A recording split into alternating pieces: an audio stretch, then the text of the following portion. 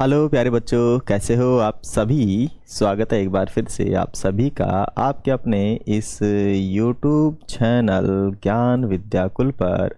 और आज हम फिर से एक नया चैप्टर पढ़ेंगे, चैप्टर नंबर 2। और बड़ा ही इंटरेस्टिंग होने वाला है। इससे पहले यदि आप लोग हमसे पहली बार जुड़े हैं तो चैनल को लाइक कर देंगे, शेयर कर देंगे, सब्सक्राइब कर देंगे और अपने फ्रेंड्स को इसे एक बार सजेस्ट कर देंगे।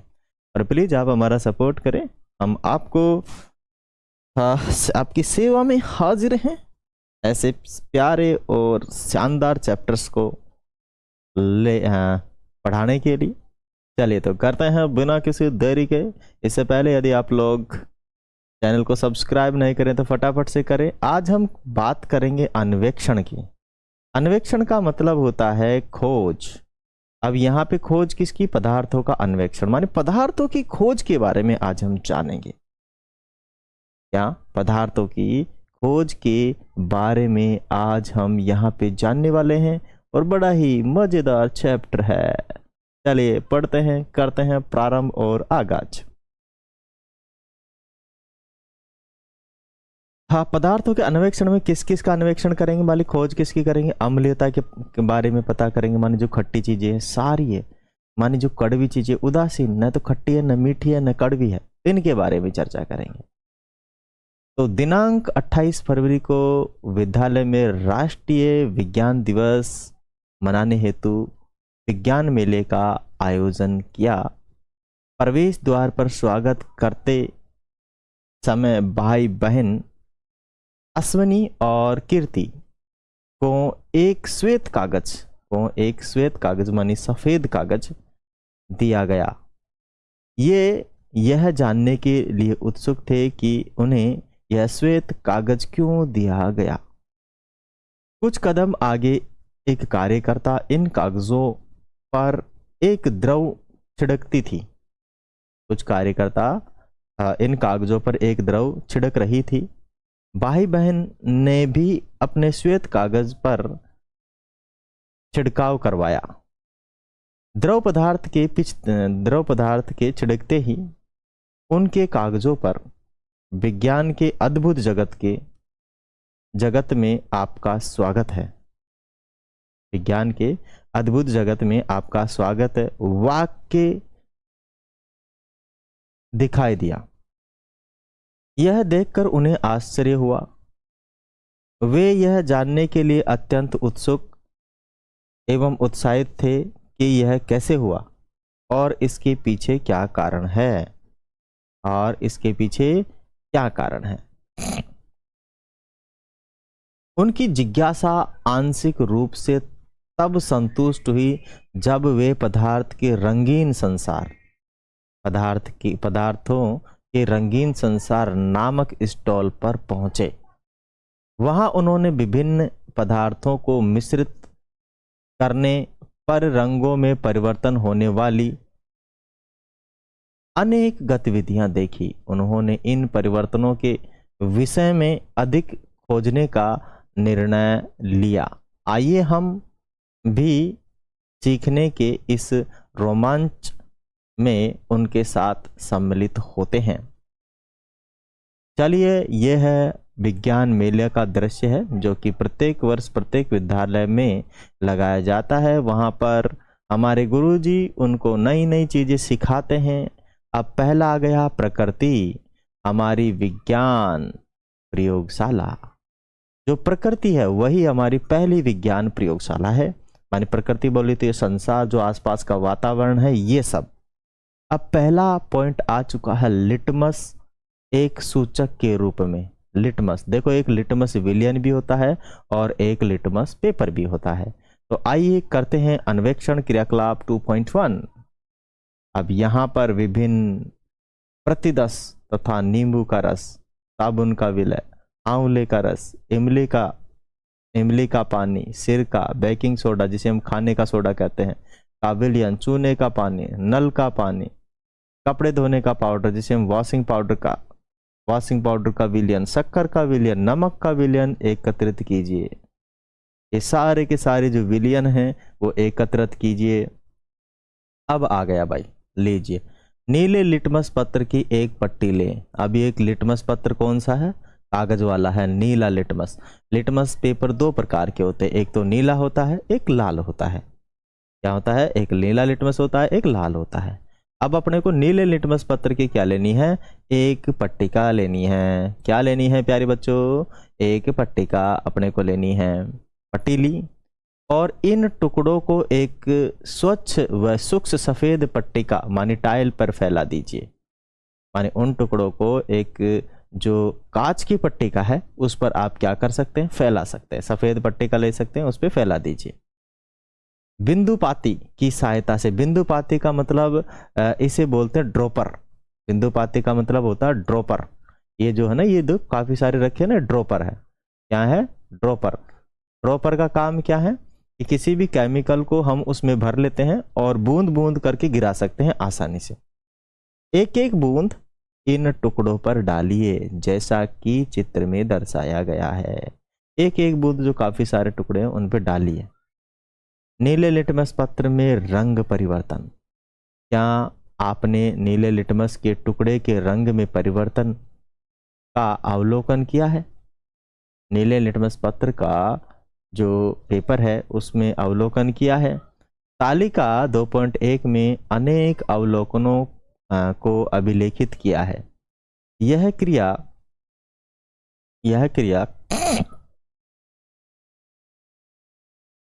कलाप चित्र 2.2 में दर्शाए अनुसार लाल लिटमस पत्र के टुकड़े के साथ दोहराए अपने अवलोकनों को तालिका में अभिलेखित कीजिए। अब आ गया भाई, चूने का पानी तैयार कर लीजिए। किसका? चूने का पानी कैसे तैयार करें? किसका पानी? चूने का पानी। मानी चूने के पानी को अंग्रेजी में लाइम वाटर कहा जाता है। यहाँ लाइम शब्द से नींबू का अर्थ न लें। चूने का पानी में कैल्शियम हाइड्रोक्साइड का विलयन है। इसे लाइम यानी चूना या कैल्शियम ऑक्साइड को जल में मिलाकर लगभग 1 घंटे के लिए अबाधित रख कर सरलता से तैयार किया जा सकता है। इस द्रव को दूसरे पात्र में छानकर चूने के पानी के रूप में इसका उपयोग कीजिए। चूने के पानी में छानकर इसका क्या करना है? उपयोग करना है। अब देखो, अपने पास आ गया है प्रतिदर्श नामक प्रतिदर्श का नाम आगे आ गया है। प्रतिदर्श की एक बूंद डालने के पश्चात नीले लिटमस पत्र का रंग कैसे हो जाएगा? ये नीला लिटमस पत्र है और ये लाल लिटमस पत्र है। ठीक है, तो समझ लीजिए, मैं आपको तरीका बताता हूं। एक तो होता है अनीला और एक होता है शालानी, है ना? इनको समझना। शालानी, अनीला का मतलब होता है अम्ल जो होता है। ए मानी होता है अम्ल, नीले लिटमस पत्र को लाल कर देता है। ठीक है, और क्षार जो है लाल लिटमस पत्र को नीला कर देता है ना? लाल लिटमस पत्र को नीला कर देता। अब नींबू का रस क्या रहेगा? अम्ल रहेगा। तो अम्ल रहेगा तो नीले लिटमस पत्र को क्या करेगा? लाल कर देगा। तो इसमें परिवर्तन हो जाएगा, लाल हो जाएगा। नीला लिटमस पत्र क्या हो जाएगा? लाल, क्योंकि ये क्या है? ये है अम्ल। इसमें अम्ल होता है नींबू में, ठीक है ना? सिट्रिक अम्ल होता है। और ये जो है अपना प्रतिदर्श की एक बूंद के पश्चात लाल लिटमस पत्र का रंग, ठीक है ना? अगर हम इसको नाल डालेंगे, है ना, क्या लाल पर डालेंगे तो इसका कोई भी कलर चेंज नहीं होगा। अम्ल को अगर लाल पे डाल देंगे तो क्या रहेगा? लाल ही रहेगा, कोई चेंज नहीं होगा। साबुन का विलयन क्षारीय होता है। क्या होता है? क्षारीय। अगर हम इस पर एक बूंद इसकी डालते हैं तो ये जैसा है वैसा का वैसा रहेगा, मतलब कोई परिवर्तन नहीं रहेगा, है ना? नीला लिटमस पत्र नीला ही रहेगा, लेकिन ये क्या हो जाएगा? लाल लिटमस पत्र नीला हो जाएगा। क्या हो जाएगा? लाल लिटमस पत्र नीला हो जाएगा। क्या हो जाएगा? नीला हो जाएगा।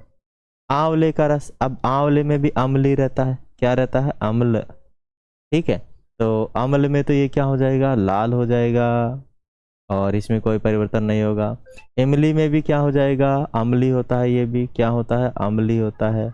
अम्ल बोले तो एसिड, ठीक है, अम्ल बोले तो एसिड, तो ये क्या हो जाएगा, लाल हो जाएगा और ये नहीं चेंज होगा। सिरका भी क्या होता है, सिरका, सिरका जो होता है भाई बेस होता है, एसिटिक एसिड बोलते हैं ना सर, ये भी अम्लीय होता है ना, अम्लीय होता है एसिटिक एसिड, तो ये भी क्या हो जाएगा, लाल हो जाएगा, इसका रंग नहीं बदलेगा। बेकिंग सोडा, बेकिंग सोडा जो होता है ना, ये होता है भाई साहब क्षार, क्या होता है, क्षार, ये नहीं बदलेगा, ये हो जाएगा नीला हो जाएगा, ठीक है ना, ये जो लाल रहेगा वो नीला हो जाएगा। चूने का पानी भी क्षार ही होता है, क्या होता है, क्षार होता है, ये नहीं बदलेगा, ये बदल जाएगा। नल का पानी न्यूट्रल होता है, तो इसमें कोई परिवर्तन नहीं आएगा, जैसा है वैसा का वैसा रहेगा। कपड़े धोने का पाउडर, ये परिवर्तन हो, ये नहीं होगा, ये वाला परिवर्तन हो जाएगा, क्योंकि ये हो जाएगा लाल लिटमस पत्र को नीला कर देगा। शक्कर का विलयन, शक्कर का जो विलयन रहेगा इसमें भी कोई परिवर्तन नहीं आएगा, ठीक है ना, इसमें भी कोई परिवर्तन नहीं आएगा क्योंकि न्यूट्रल होता है। नमक का विलयन भी क्या रहेगा, न्यूट्रल हो जाएगा, ठीक है, नमक NaCl न्यूट्रल हो जाएगा। और अन्य के लिए तो आप लोग कोई बना सकते हैं, समझ में आ गया, ओके, चलिए आप यहाँ पे कर सकते हैं। अब भाई साहब क्या जाना हमने, क्या जाना, मैं यह जानने के लिए उत्सुक हूँ कि लाल और नीले लिटमस पत्र की पट्टियाँ किस पदार्थ की से बनी होती है। जब इसका कुछ प्रतिदर्शों की बूंदें डालते हैं तो इनका रंग क्यों बदल जाता है। तो ये लाइकेन के बने होते हैं, किसके बने होते हैं, लाइकेन के बने होते हैं। अब आगे हम इनको जानेंगे कि जो नीला लिटमस पत्र है और लाल लिटमस पत्र है बना किसका होता है। वैसे मैंने कहा लाइकेन के बने होते हैं, तो लिटमस लाइकेन से प्राप्त होते हैं, लाइकेन से प्राप्त एक प्राकृतिक पदार्थ है। लिटमस दो रूपों में उपलब्ध होता है, विलयन के रूप में एवं कागज की पट्टियों के रूप में। मैंने कहा था लिटमस भी एक तो विलयन होता है और एक होता है कागज, है ना, तो मैंने आप लोगों को पहले भी बता दिया था, जो कागज होता है वो लाल और नीला होता है और जो पानी होता है वो सोल्यूशन होता है। इन पट्टियों को लिटमस पत्र कहा जाता है और लिटमस पत्र दो रंग के होते हैं, एक तो नीला, एक हो जाएगा लाल, ठीक है। ऐसे पदार्थ जो नीले लिटमस पत्र को लाल कर देते हैं वो कहलाते हैं अम्ल। तो मैंने भी आपको समझाया, अनिलानी नीला मानी नीले लिटमस पत्र को, अम्ल जो है नीले लिटमस पत्र को लाल कर देता है, ठीक है। और अम्लीय प्रकृति के होते हैं, जबकि ऐसे पदार्थ जो लाल लिटमस पत्र को नीला कर देते हैं क्षारीय प्रकृति के होते हैं। इसके होते हैं, क्षारीय प्रकृति के होते हैं। चूंकि लिटमस अम्लीय और क्षारीय विलयन में भिन्न भिन्न रंग दर्शाता है, अतः यह अम्ल क्षार सूचक कहलाता है।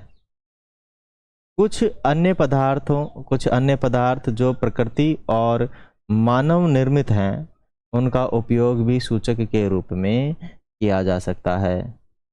मानव निर्मित सूचकों का निर्माण प्रयोगशाला में किया जाता है। आप उच्च कक्षाओं में इनके विषय में अधिक जानेंगे, जो बड़ी कक्षाएं हैं वहां पे जानेंगे। अब आ गया है समग्र सृष्टि, समग्र मानी पूरी सृष्टि, पूरा जो प्रकृति है। लाइकेन दो जीवों की सहजीविता से बनता है, ठीक है। कवक और शैवाल का पहला प्यार है लाइकेन, माने कवक और प्यार का पुत्र है। कवक और शैवाल का पुत्र कौन है, लाइकेन, ठीक है ना। कवक और शैवाल का पुत्र कौन है, लाइकेन है, समझो ऐसे। ये उन क्षेत्रों की चट्टानों और पेड़ों पर उगते हैं जहाँ प्रचुर मात्रा में वर्षा होती है, वायु स्वच्छ होती है, क्योंकि आपको अपने आसपास के पेड़ों पर लाइकेन मिलते हैं। बिल्कुल, आगे चलते हैं। आइए अब तालिका के बारे में जानें, तो इसको छोड़ देते हैं, इसमें मैंने आप लोगों को पहले ही समझा दिया है, ठीक है, कि भाई कौन सा विलयन कब क्या हो जाता है, ऊपर ही समझा दिया है ना, ऊपर आपको समझा दिया था, तो मैं इसको हटा देता हूं। अब यहाँ पे चलते हैं कि देखो अपने पास क्या आ गया, सिट्रिक अम्ल होता है संतरा में, और एसिट्रिक और एस्कॉर्बिक अम्ल होता है आंवले में, और इमली में, और जो आम होता है उसमें टार्ट्रिक अम्ल होता है, और टमाटर में सिट्रिक अम्ल भी होता है और ऑक्जेलिक अम्ल भी होता है। ठीक है, ये अपने पास प्राकृतिक पदार्थ हैं। निम्नलिखित पदार्थों में उपस्थित सामान्य अम्लों के नाम। नींबू में सिट्रिक एसिड, दही में होता है अपना इमली में टार्टिक एसिड होता है, सिरका में भी क्या होता है, एसिटिक एसिड होता है। दही में क्या होता है, लैक्टिक एसिड होता है। दही में क्या होता है, लैक्टिक एसिड होता है। समझ लो, नींबू में सिट्रिक, दही में लैक्टिक, इमली में टार्टिक और सिरका में एसिटिक एसिड होता है। ठीक है, आइए अब हम समूह ख से एक पदार्थ का विलयन लेते हैं, जैसे बेकिंग सोडा। बेकिंग सोडा के विलयन को अपनी उंगलियों के बीच में रगड़ें। आपने क्या अनुभव किया, यह साबुन जैसा चिकना लगता है। सारे पदार्थ सामान्यतया छूने पर चिकने होते हैं। आगे आ गया, इसके अतिरिक्त सारे जो पदार्थ होते हैं छूने में क्या होते हैं, चिकने। इसके अतिरिक्त सार साधारण स्वाद में कड़वे होते हैं। अम्ल क्या होते हैं, अम्ल होते हैं खट्टे, ये होते हैं कड़वे। परंतु यह आवश्यक नहीं है कि जिस पदार्थ का स्वाद कड़वा है उसमें क्षार की उपस्थिति हो ही। उदाहरण के लिए करेले का स्वाद कड़वा होता है लेकिन उसमें क्षारीय प्रकृति नहीं होती है। अब भाई साहब मैं बोल रहा हूँ, ये मैं ही हूँ कि अब मैं एक सूचक का उपयोग करके आंगन को स्वच्छ करने वाले द्रव पदार्थों की प्रकृति का परीक्षण कर सकता हूँ। बिल्कुल। यदि लिटमस उपलब्ध नहीं है तो क्या ऐसे अन्य प्राकृतिक पदार्थ हैं जिनका अम्ल क्षार सूचक के रूप में प्रयोग किया जा सकता है? बिल्कुल, प्रकृति में काफी सारे ऐसे पदार्थ हैं जिनका प्रयोग हम कर सकते हैं। आ गए अपने पास लाल गुलाब एक सूचक के रूप में। लाल गुलाब एक सूचक के रूप में अपने आसपास अनेक रंग बिरंगे पुष्प देखे होंगे और इन पुष्पों का उपयोग करके बनने का प्रयास करें, सूचक बनाने का प्रयास करें। अपने आसपास से लाल गुलाब के पुष्पों से झड़ी हुई पंखुड़ियां एकत्रित कीजिए। इसके लिए कृपया पुष्पों को तोड़ने नहीं अपितु आप भूमि पर गिरे हुए पंखुड़ियां अथवा पुष्प उठा सकते हैं। एक मुट्ठी भर लाल गुलाब की पंखुड़ियां लीजिए, उन्हें पानी से धो लीजिए। खरल, खरल का मतलब होता है खरल और मूसल। खरल को हम ओखली बोलते हैं। खरल और मूसल मानी ओखली का प्रयोग करके उन पंखुड़ियों को क्या कर दीजिए, कुचलिए मानी कूटिए थोड़ा सा, और इन्हें एक कांच के गिलास में रख लीजिए। इसमें रख लीजिए, जैसे यहाँ पे रख रखा है ना, कांच के गिलास में रखेंगे तो यहाँ पे उसका रस निकल के आ जाएगा। इन कांच के गिलासों में थोड़ा गर्म पानी डालिए और यह सुनिश्चित कीजिए कि कुचली गई पंखुड़ियाँ पूर्णतया पानी में डूब गई है। सावधानी, यह कार्य किसी वयस्क के निर्देशन में ही करें, नहीं तो ओखली से अपने क्या फुड़ा सकते हैं उंगलियां फुड़वा सकते हैं। कांच के गिलास को ढक्कन से ढक दीजिए। इसके पश्चात 5-10 मिनट प्रतीक्षा कीजिए जब तक कि पानी रंगीन न हो जाए। अब छान लीजिए। निष्पादन के पश्चात वांछित अम्ल क्षार सूचक के रूप में उपयोग किया जाने वाला पुष्प अर्क अपने पास अवेलेबल हो जाएगा। ये अपने पास एक क्या है, परख नली है, that is called test tube, और ये परख नली स्टैंड, और इसमें लाल गुलाब का अर्क है। ठीक है ना, गुलाब का अर्क है, गुलाब जल नहीं है। गुलाब जल अलग तरीके से तैयार किया जाता है। ठीक है, चलिए आगे आ गया अपने पास। तैयार किए गए लाल गुलाब के अर्क की 10 से 20 बूंदें 2 छोटी पारदर्शी बोतलों अथवा परखनलियों में डालिए। उन्हें कै और ख चिन्हित कीजिए। अब बिंदु पाती मानी ड्रॉपर की सहायता से परखनली कै में नींबू के रस की 20 से 30 बूंदें डालिए और परखनली ख में साबुन के विलयन की 20-30 बूंदें डालिए। दिए गए अर्क में किसी भी प्रकार के रंग का परिवर्तन 2.8 में देखिए। उन्होंने तालिका में कीजिए। क्रियाकलाप 2.1 में उपयुक्त अन्य प्रतिदर्शों के साथ भी यदि प्रक्रिया दोहराएं और अपने अवलोकनों को तालिका में अभिलेखित कीजिए। चित्र 2.8 लाल गुलाब के अर्क में नींबू का रस और साबुन का विलयन मिलाने पर रंग परिवर्तन हो जाता है। अपने पास आ गया प्रतिदर्श का नाम और प्रतिदर्श से मिलने पर गुलाब के अर्क का रंग परिवर्तन। पदार्थ की प्रकृति यहाँ पे आ गया, नींबू का रस, साबुन का विलयन, आंवले का रस। ठीक है, यहाँ पे हो चुका है अपना ये वाला।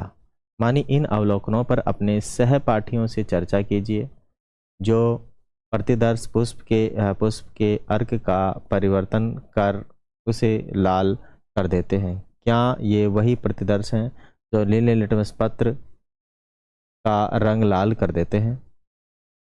जो प्रतिदर्श पुष्प के अर्क का रंग परिवर्तन कर उसे हरा देते हैं, क्या वे वही प्रतिदर्श हैं जो लाल लिटमस रंग का विलयन नीला कर देते हैं? जो प्रतिदर्श पुष्प के अर्क का रंग परिवर्तित नहीं करते, क्या वे वही प्रतिदर्श हैं जिनमें लाल और नीले लिटमस पत्र का रंग परिवर्तन नहीं होता? निष्कर्ष, उपरोक्त क्रियाकलाप से हम यह निष्कर्ष निकाल सकते हैं कि लाल गुलाब के अर्क का उपयोग भी पदार्थ की प्रकृति का परीक्षण करने के लिए किया जा सकता है।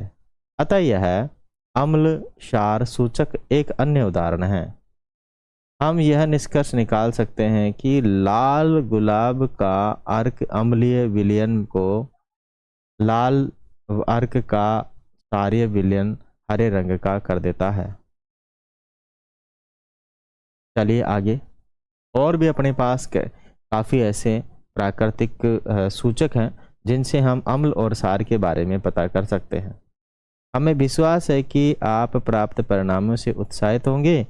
आप कुछ सब्जियां, फूलों एवं फलों जैसे चुकंदर, लाल एवं बैंगनी पत्ते, पत्ता गोभी, हल्दी, जामुन, लाल गुड़हल जिसे हम हिबिस्क के पुष्प का अर्क तैयार करने और उससे पदार्थों का परीक्षण करने की प्रक्रिया को दोहरा सकते हैं। वे अम्ल क्षार सूचक के रूप में कार्य कर सकते हैं। आगे आ गया अपने पास रोचक तथ्य। रोचक तथ्य है, हाइड्रेजिया एक पौधा है जो हिमालयी क्षेत्र और पूर्वोत्तर राज्यों में ठंडी जलवायु में उगता है। हाइड्रेजिया नाम का एक पौधा है, ठीक है, उगता है। इसमें मृदा की प्रकृति के आधार पर भिन्न भिन्न रंगों के पुष्प खिलते हैं। अम्लीय मृदा में नीले पुष्प खिलते हैं और क्षारीय मृदा में गुलाबी पुष्प खिलते हैं। क्या माली मृदा की अम्लीय और क्षारीय प्रकृति को समायोजित कर हाइड्रेजिया के भिन्न भिन्न रंगों के पुष्प उगा सकता है? बिल्कुल, इनको बदल सकता है, न्यूट्रलाइज कर सकता है, सफ़ेद कर देगा न्यूट्रल। हल्दी एक सूचक के रूप में, हल्दी जो अपने घरों के अंदर हम जो खाना बनाने के लिए काम में लेते हैं, ठीक है, जिसे हम बोलते हैं टर्मरिक, उसका एक सूचक के रूप में भी प्रयोग किया जाता है। मानी हमने क्रियाकलाप 2.1 में नीले और लाल लिटमस पत्र का उपयोग किया। क्या आप कुछ अन्य प्राकृतिक सूचकों के द्वारा भी कागज की पट्टियां बना सकते हैं? निम्नलिखित क्रियाकलाप कर जानने का प्रयास करें। क्रियाकलाप करते हैं और जानते हैं। किसी पात्र अथवा पेट्री डिश में एक चम्मच हल्दी लीजिए, उसमें थोड़ा पानी मिलाकर लेप बना लीजिए। आप चाहें तो कच्ची हल्दी का एक टुकड़ा पीस कर भी प्रयोग कर सकते हैं। हल्दी के लेप में फिल्टर पत्र का एक टुकड़ा सावधानीपूर्वक डुबोइए जब तक कि यह पीले रंग का न हो जाए। इसे बाहर निकालिए और सूखने दीजिए। आगे है, इस पीले कागज को पतली पट्टियों में काटिए जिसका हल्दी पात्र के रूप में उपयोग किया जाता है। सावधानी हटी मतलब दुर्घटना घटी। तो सावधानी क्या करनी है अपने को? यह कार्य किसी वयस्क के निर्देशन में करना है अपने को, नहीं तो हल्दी कूटते टाइम कुछ दिक्कत हो सकती है। आगे आ गया है, बिंदुपाती की सहायता से क्रियाकलाप 2.1 में उपयोग किए गए प्रत्येक प्रतिदर्श है कि एक एक बूंद को हल्दी पात्र में भिन्न भिन्न पट्टियों पर डालिए। अपने अवलोकन को तालिका 2.4 में प्रदर्शित कीजिए। आगे आ गया है भाई, नींबू का रस डालेंगे तो ये बता देगा, कलर चेंज हो जाएगा। प्रति 10 में बूंद डालने पर हल्दी का पत्र का रंग कैसा हो जाएगा, ठीक है ना, लाल हो जाएगा, नीला हो जाएगा। देखो नींबू और ये तो क्या है, अपने अम्ल है, और ये अपना क्षार है। तो देखते हैं क्या हो जाएगा, अवलोकन करते हैं आगे। माने क्या सभी प्रतिदर्शों में हल्दी का रंग परिवर्तित हो जाता है या नहीं होता है? उन प्रतिदर्शों में सामूहिक कीजिए जो हल्दी सामूहिकृत कीजिए जो हल्दी का रंग परिवर्तित नहीं करते हैं। ठीक है, आइए तुलना करते हैं। क्या अम्लीय पदार्थ की जांच के लिए हल्दी पत्र को सूचक के रूप में उपयोग किया जा सकता है? अपने अवलोकनों पर सहपाठियों से चर्चा कीजिए। मेरी सफ़ेद शर्ट पर कड़ी का दाग लग गया था और साबुन लगाने पर उसका रंग बदल गया था। वाह, अब मुझे इसका कारण पता चल गया।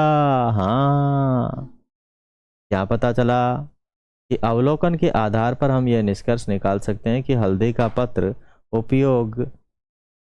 उपयोग क्षारीय प्रकृति के पदार्थों के परीक्षण के लिए किया जा सकता है। अगर कोई भी क्षारीय प्रकृति का पदार्थ है तो उसमें हम कर सकते हैं, तथापि इससे अम्लीय पदार्थों तथा उदासीन पदार्थों के मध्य भेद नहीं किया जा सकता। माने अम्ल वाले में तो भेद ही नहीं कर सकते। रोचक तथ्य है कि हल्दी को स्वर्णिम मसाला क्यों कहा जाता है? स्वर्णिम का मतलब है सोने जैसा मसाला क्यों कहा जाता है? हल्दी अदरक कुल की सदस्य है। हल्दी जो है अदरक जैसी है, अदरक के कुल की है, सदस्य है, जिससे भारत और अन्य देशों में उगाया जाता है। दैनिक जीवन में एक सामान्य मसाले के रूप में भोजन को स्वाद एवं रंग प्रदान करने के अतिरिक्त इसके अन्य लाभों का शोध किया जा रहा है। आयुर्वेदिक चिकित्सा पद्धति में हल्दी को अनेक स्वस्थ लाभकारी प्रदान करने वाला माना जाता है एवं इसका उपयोग सामान्यतः अनेक पारंपरिक घरेलू उपचारों में भी किया जाता है। ठीक है, जैसे किसी के लग गई, अरे भाई हल्दी का लेप कर दो, ठीक है ना, किसी के जमक चोट लग गई है ना, और किसी के कुछ प्रॉब्लम हो गई, दुख रहा है तो हल्दी और दूध पी लो, है ना। शादी ब्याह के अंदर भी हम हल्दी लगाते हैं। ओके, अश्विन ने गुरु पूर्णिमा के दिन अपने शिक्षक के प्रति आभार प्रकट करने के लिए एक शुभकामना पत्र बनाया। इसमें श्वेत कागज पर हल्दी का लेप लगाकर उसे सुखाया ताकि 2.1 परीक्षण किए गए विलियनों में से उनमें से एक विलियन का उपयोग करके अपनी शुभकामनाएं शिक्षक की मातृभाषा माने ओडिशा भाषा में उसका शुष्क कागज पर लिखी। संदेश लिखने के लिए किस विलय का उपयोग किया जा सकता है? शिक्षक ने इस अवधारणा पर आधारित रचनात्मक प्रयोग के लिए अश्विन की सराहना की। अश्विन की क्या की सराहना? क्या ऐसे कुछ पदार्थ हैं जिनकी गंध अम्लीय अथवा क्षारीय पदार्थ मिलाने पर परिवर्तित हो जाती है? ठीक है, ये उड़िया भाषा है, यहाँ पे उड़ीसी भाषा जिसे हम उड़िया कहते हैं, है ना। क्या ऐसे कुछ पदार्थ हैं जिनकी गंध अम्लीय तथा क्षारीय पदार्थ मिलाने पर परिवर्तित हो जाती है? चलिए, कुछ पदार्थ ऐसे भी हैं जिनकी गंध अम्लीय तथा क्षारीय पदार्थ क्षारीय माध्यम में परिवर्तित हो जाती है, जिसे हम ग्रहण सूचक, ग्रहण का मतलब होता है सूंघने वाले, कहा जाता है। ग्रहण का मतलब क्या होता है बच्चों? सूंघने वाले सूचक कहा जाता है। तो यहाँ पर हम आगे प्रयोग करेंगे। क्या है अपने पास है कि एक पात्र में कुछ बारीक कटे हुए प्याज लीजिए, साथ ही इसमें साफ सूती वस्त्र की अथवा निष्यादन पत्र की कुछ पट्टियां भी डालिए। पात्र को कसकर बंद कीजिए और रात भर के लिए छोड़ दीजिए। पात्र से सूती वस्त्र या निष्यादक पत्र की 2 पट्टियां निकालिए इसकी इनकी गंध की जांच कीजिए। आगे इन्हें स्वच्छ सतह पर रखिए एवं पट्टी पर इमली के पानी की बूंदें डालिए। दूसरी पट्टी पर बेकिंग सोडा के विलयन की कुछ बूंदें डालिए। बूंदों को पट्टियों पर फैला दीजिए। गंध की पुनः जांच कीजिए। क्या आपने प्याज के टुकड़ों में तैयार की गई पट्टियों पर इमली का पानी और बेकिंग सोडा का विलयन डालने से पूर्व एवं पश्चात आने वाली गंध में परिवर्तन का अनुभव किया? अपने अवलोकनों को अभिलेखित कीजिए। इस प्रकार अम्लीय एवं क्षारीय पदार्थों के साथ गंध का परीक्षण कीजिए। चलिए अब आगे चलते हैं। अपने पास एक वैज्ञानिक है, उनका हम परिचय करते हैं। वैज्ञानिक है आचार्य प्रफुल्ल चंद्र रे, माने पीसी रे बोलते हैं इन्हें। पीसी रे को आधुनिक भारतीय रसायन विज्ञान के जनक के रूप में जाना जाता है। आधुनिक भारतीय रसायन विज्ञान के जनक के रूप में जाना जाता है। इन्होंने यूनाइटेड किंगडम से रसायन विज्ञान में डायरेक्ट की उपाधि प्राप्त की। भारत लौट आए। इन्होंने भारत में वैज्ञानिक अनुसंधान को अग्रसर करने में योगदान दिया। इन्होंने सामान्य संवत 1901 में भारत की पहली फार्मास्यूटिकल कंपनी मानी दवाओं के क्षेत्र में एक कंपनी की स्थापना की। वे भारतीय संस्कृति और ज्ञान परंपराओं में निहित व्यक्ति थे। भारत में रसायन विज्ञान के इतिहास पर अनेक लेखन के माध्यम से उन्होंने आधुनिक जगत में प्राचीन भारतीय वैज्ञानिकों की उपलब्धियां और विशेषताओं पर प्रकाश डाला। समाज सुधारक रे ने शैक्षणिक संस्थाओं में भी शिक्षा के माध्यम से मातृभाषा के उपयोग का समर्थन किया। मातृभाषा के उपयोग का क्या किया? समर्थन की। भाई हमारी मातृभाषा हिंदी है और ज़्यादा से ज़्यादा आप लोग हिंदी पढ़िए, ठीक है। क्या होता है जब अम्लीय पदार्थों को क्षारीय पदार्थों के साथ मिश्रित किया जाता है? अगर अम्ल और क्षार की अभिक्रिया करवाएं फिर क्या होता है? मतलब यही हुआ ना, अम्ल और क्षार को आपस में मिलाएं या अभिक्रिया करवाएं या मिश्रित करें तो फिर क्या होगा? तो आइए करते हैं इसकी चर्चा और पहुंचते हैं अपने इन परिवर्तनों पर कि क्या क्या होता है। प्रयोग 2.7 में करते हैं कि एक परख नली ले लें। ये परख नली है अपने पास, उसमें लगभग 20 बूंदे पानी डालिए। इसके रंग का अवलोकन कीजिए। इसमें नीले लिटमस विलयन की एक बूंद डाल दीजिए, ठीक है। अभी यहाँ पे जो पानी लिया गया है वो नींबू का रस लिया गया है। यहाँ से आप क्या डालोगे? नीले लिटमस की एक बूंद डाल दोगे विलयन की। क्या आपको कोई रंग परिवर्तन दिखाई देता है? इस परख नली में सावधानी पूर्वक बिंदुपाती की सहायता से, माने ड्रॉपर की सहायता से, चूने के पानी को बूंद बूंद कर डालिए। इसे आप भली भांति हिलाइए। आप क्या अवलोकन करेंगे? देखो, नींबू का जो रस है वो तो अम्ल है। क्या है? अम्ल, ठीक है। और चूना क्या है? चूना है आपका क्षार है। चूने का पानी क्या है? आपका क्षार। तो दोनों की क्या हुई? अभिक्रिया करवा रहे हैं। क्या विलयन के रंग में कोई परिवर्तन होता है? एक अवस्था आती है जब विलयन का रंग लाल से नीला हो जाता है। अब उपरोक्त विलयन में पुनः नींबू के रस की एक बूंद डाल दीजिए। क्या आप अनुमान लगा सकते हैं कि इसका रंग क्यों परिवर्तित हुआ? तो देखो, पहले क्या था? पहले था नींबू का रस, उसमें विलयन डाला गया तो लाल लाल सा हो गया। नींबू का रस में नीला लिटमस डाला गया। जैसे ही इसके अंदर चूने का पानी मिलाया तो ये भाई साहब कैसा हो गया? विलयन का रंग ही बदल गया। विलयन का क्या हो गया? रंग ही बदल गया, ठीक है। क्योंकि जब अम्ल और क्षार की अभिक्रिया होती है तो लवण जल और ऊष्मा का निर्माण होता है, तो लवण बन जाता है। प्रारंभ में जब नींबू के रस के विलयन में लीले लिटमस विलयन की बूंद डाली जाती तो रंग लाल हो जाता, डाली जाती है तो रंग कैसा हो जाता, लाल। इस परखनली में चूने का पानी मिलाया जाता है तो लाल नीला हो जाता है। इससे ज्ञात होता है कि प्रखनली में उपस्थित विलयन अम्लीय नहीं रहा, चूने के पानी ने अम्ल के प्रभाव को उदासीन कर दिया। जब किसी अम्ल के विलयन को क्षार के विलयन के साथ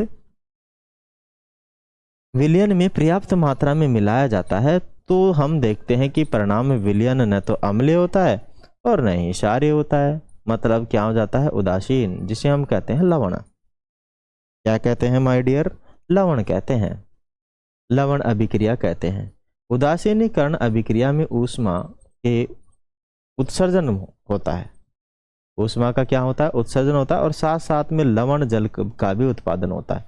मतलब ये है अभिक्रिया अपने पास, क्या है ये अभिक्रिया। अम्ल और क्षार जब अभिक्रिया करेंगे लवण जल और ऊष्मा का निर्माण होगा। लवण का मतलब नमक बनेगा, जल बनेगा और उसमें से थोड़ी बहुत ऊष्मा भी बाहर निकलेगी। दैनिक जीवन में ऐसे अनेक उदाहरण हैं जहां आप उदासीनीकरण प्रक्रियाओं का क्या कर सकते हैं, उपयोग करते हैं और उन्हें यूज करते हैं और उन्हें देखते हैं। आगे अपने पास दैनिक जीवन में उदासीनीकरण की अभिक्रिया, कि दैनिक जीवन में हम कितना अभिक्रिया करते हैं जहां पे उदासीनीकरण होता है। तो परिस्थिति 1, कीर्ति उद्यान में एक तितली को देख रही थी, उसका हाथ पेड़ के तने पर टिका हुआ था। अचानक एक लाल चींटी ने उसे काट लिया, इससे उसकी त्वचा लाल हो गई और उसे दर्द हुआ। उसके भाई ने प्रभावित क्षेत्र पर बेकिंग सोडा लगा दिया। भाई साहब क्या डाल दिया, जहां पर लाल चींटी ने काटा था उस पर बेकिंग सोडा लगा दिया। क्यों, क्योंकि चींटी ने छोड़ा था अम्ल और बेकिंग सोडा है क्षार, दोनों मिलके न्यूट्रल, दोनों मिलके जीरो हो जाएंगे, उदासीन हो जाएंगे। दर्द में आराम मिला। आपको क्या लगता है कि इसका क्या कारण हो सकता है? तो चींटी काटती है तो त्वचा में एक अम्ल जिसे हम बोलते हैं फॉर्मिक अम्ल स्त्रावित करती है। अम्ल के प्रभाव के कारण अम्ल के प्रभाव को नम बेकिंग सोडा रगड़कर अप्रभावी किया जा सकता है, क्योंकि बेकिंग सोडा क्या होता है, क्षार होता है। अम्ल क्षार अभिक्रिया करके क्या करते हैं, न्यूट्रल बन जाते हैं और इसका क्या हो जाता है, उपचार हो जाता है। अब चलिए आगे। स्थिति 2, कृषक पोर्टल मानी कृषि सहकारिता एवं कृषक कल्याण विभाग का एक ऑनलाइन प्लेटफॉर्म पर एक कृषक ने पूछा कि मेरे पौधे कुछ दिनों से भली भांति वृद्धि नहीं कर रहे हैं। विस्तृत चर्चा के पश्चात यह पाया गया कि रासायनिक उर्वरकों के अत्यधिक प्रयोग से मृदा अम्लीय हो गई। मृदा क्या हो गई, अम्लीय। रासायनिक उर्वरक पौधों को उन्नत प्रकार से विकसित करने के लिए मृदा में मिलाए जाने वाले पदार्थ। मृदा के उपचार हेतु कृषक को क्या सुझाव दिया जा सकता है, मतलब चूना डालने के लिए कहा जा सकता है। कृषक को क्या कहा जाएगा, चूना, कि भाई आपकी जो मृदा है अम्लीय हो गई है, आप यदि इसमें चूना डाल देंगे तो ये न्यूट्रल हो जाएगी। जब मृदा अत्यधिक अम्लीय होती है तो भली भांति विकसित नहीं होते, माने जो पेड़ पौधे हैं भली भांति विकसित नहीं होते हैं। इसमें चूने से उपचारित किया जा सकता है और प्रकृति को बदला जा सकता है। सारे प्रकृति का होता है चूना। अब ये न्यूट्रलाइज हो जाएगा। क्या हो जाएगा, न्यूट्रलाइज हो जाएगा।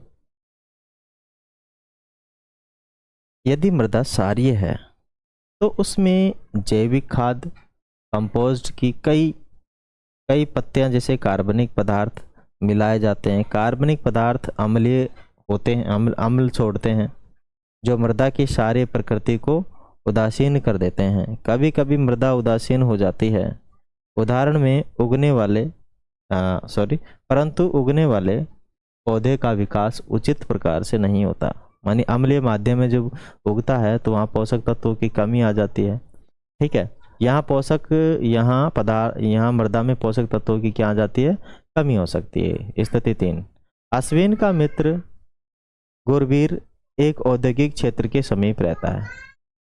उसने अश्विन को बताया कि उसके पड़ोस की झील में मछलियां की संख्या दिन प्रतिदिन कम होती जा रही है। पड़ोस में झील है। आपको क्या लगता है इसका क्या कारण हो सकता है? हो सकता है कि झील में कारखानों का अपशिष्ट पदार्थ छोड़ा जा रहा हो। यदि कारखानों का अपशिष्ट अम्लीय प्रकृति का है तो झील में मछलियों को बचाने के लिए क्या किया जा सकता है? तो उसमें हम क्या डालेंगे वही, ठीक है। अम्लीय पदार्थ मिलाकर उसे क्या उदासीन किया जा सकता है? माने कल कारखानों मन झील में छोड़ने से पहले उसमें अम्लीय पदार्थ मिलाकर उसे क्या कर सकते हैं? उदासीन कर सकते हैं। आइए निष्कर्ष निकालते हैं, ठीक है। अब हो सकता है कल कारखानों में अम्लीय माध्यम निकल रहा हो या क्षारीय माध्यम निकल रहा हो। अब इसी से डिपेंड करता है कि हम क्या चीज़ मिलाकर उसे उदासीन कर सकते हैं। आप क्या बता सकते हैं? अब आप बता सकते हैं कि जब अश्विन और कीर्ति ने श्वेत कागज पर द्रव छिड़का तो उन पर विज्ञान के अद्भुत जगत में आपका स्वागत है ऐसा लिखा हुआ दिखाई दिया। क्या आपको एक संभावना यह भी लगती है कि छिड़काव के लिए हल्दी के विलयन का और कागज पर लिखे गए साबुन के विलयन का उपयोग किया गया होगा?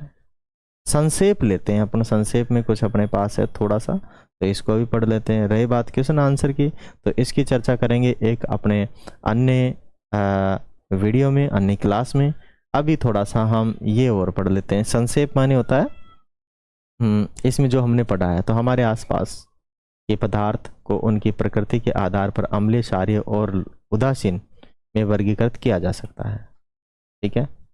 लाइकेन जो है, लाइकेन से बनता है लिटमस पेपर, और लाल गुलाब, गुड़हल, लाल और बैंगनी पत्ता गोभी, हल्दी आदि के अर्क का उपयोग करके प्रकृति की जांच करने के लिए किया जा सकता है। जो पदार्थ अम्लीय और क्षारीय विलयन में भिन्न भिन्न रंग देते हैं उन्हें हम कहते हैं अम्लक्षार सूचक। अम्लक्षार सूचक कहते हैं। अम्ल नीले लिटमस रंग को लाल कर देते हैं और क्षार लाल लिटमस पत्र को क्या कर देते हैं? नीला कर देते हैं। लाल गुलाब का अर्क अम्लीय विलयन में लाल वर्ण और क्षारीय विलयन में हरे वर्ण का हो जाता है। हल्दी का पीला रंग क्षारीय विलयन में लाल हो जाता है, परंतु अम्लीय उदासीन विलयनों में अपरिवर्तित रहता है। अम्ल एवं क्षार एक दूसरे को उदासीन करके ऊष्मा के उत्सर्जन के साथ लवण और जल बनाते हैं। लाल चींटी का काटना, मृदा की अम्लीय एवं क्षारीय प्रकृति का होना, औद्योगिक अपशिष्ट जैसी अनेक दैनिक समस्याओं का उदासीनीकरण की प्रक्रिया द्वारा प्रबंध करने का प्रयास किया जा सकता है। तो प्यारे बच्चों, मैं आशा करता हूँ आप सभी को यह चैप्टर रोचक लगा होगा, अच्छा लगा होगा, शानदार लगा होगा। हाँ, मैं आपको इस चैप्टर के बारे में थोड़ा सा बताना चाहूँगा कि इस चैप्टर के अंदर जो मैक्सिमम बात की जा रही है वो कक्षा 10 के चैप्टर को यहाँ पे उसको लेकर आया गया है। कक्षा 10 का दूसरा या तीसरा चैप्टर है अम्लक्षार और लवण, ठीक है। तो ये उसी चैप्टर का थोड़ा बेसिक यहाँ पे आ चुका है और काफ़ी बदलाव किया गया है इस बार। वीडियो अच्छा लगे तो वीडियो को लाइक कर दें, शेयर कर दें, सब्सक्राइब कर दें और हमें सपोर्ट करें। धन्यवाद। Thank you for watching. Vande Mataram. जय हिंद।